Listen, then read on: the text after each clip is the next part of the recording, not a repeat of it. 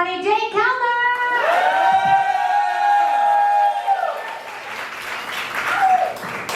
Hello. It's great to be here with you guys tonight.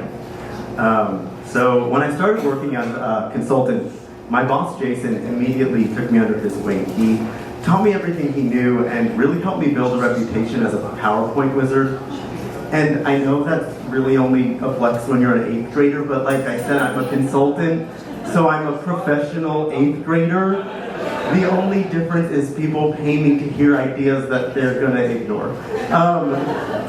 But one day I said to Jason, Jason, I want to be just like you. And it was like I had an evil genie listening to me, and that evil genie said, you want to be like Jason?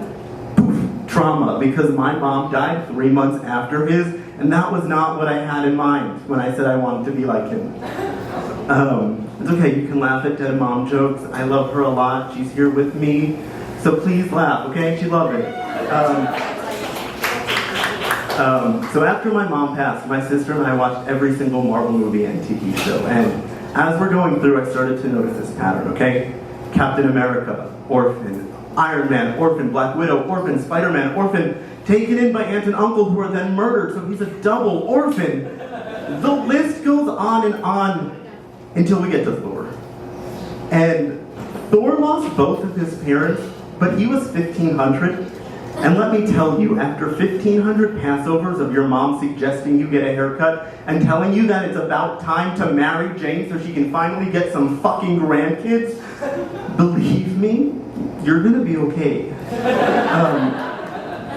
The other week in therapy, I had a mental breakdown and then immediately told a joke because I couldn't be vulnerable for too long. And my therapist goes, speaking of you being funny,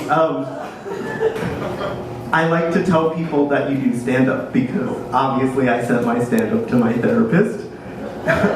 And he goes, yeah, I actually tell people your joke about Thor because I think it's so good. And I was like, oh my god, Michael, I just won therapy.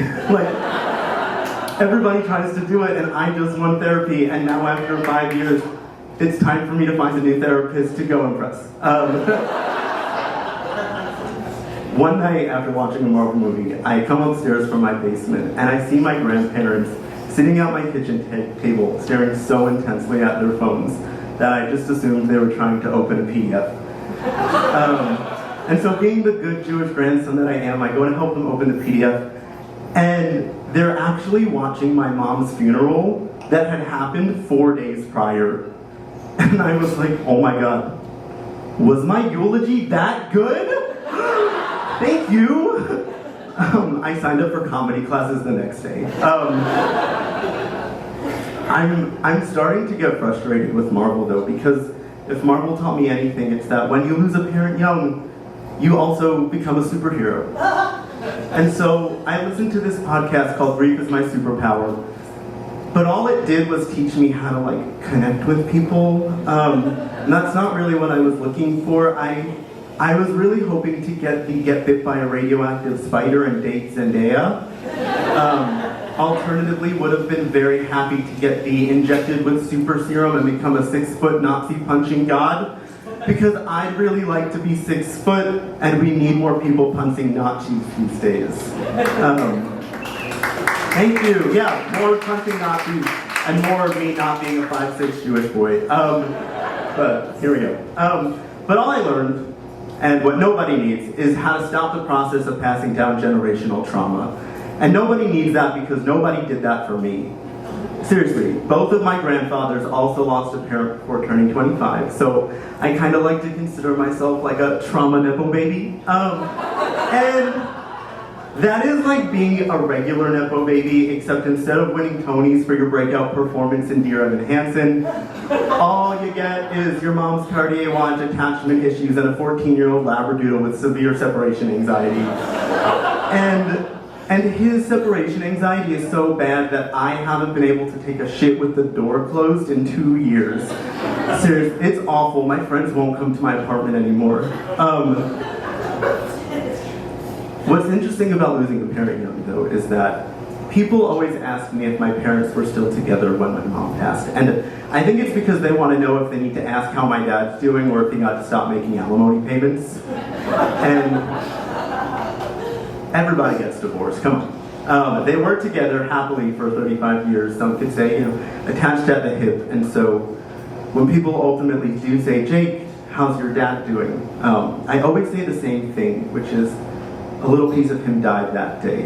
And that doesn't really mean anything, but what I've neglected to share with you all is that 10 years ago, my dad donated a kidney to my mom, so a little piece of him died that day. Thank you. Yes, clap it up. Come on. That's so clever. Listen. And so my dad gave my mom a kidney. My mom gave me kidney disease. Super fun. And getting diagnosed with kidney disease when you're 20 is like very weird. Because it's kind of like an old people disease. And then recently I grew up, I got a little perspective, I'm 27 now, and I realized that having kidney disease when you're 27 is amazing, because every time I go to the kidney doctor, I am the hottest person there, and I don't even need to put any effort in. Like, everybody just looks at me and they're jealous. That's my time, thank you so much, have a great night.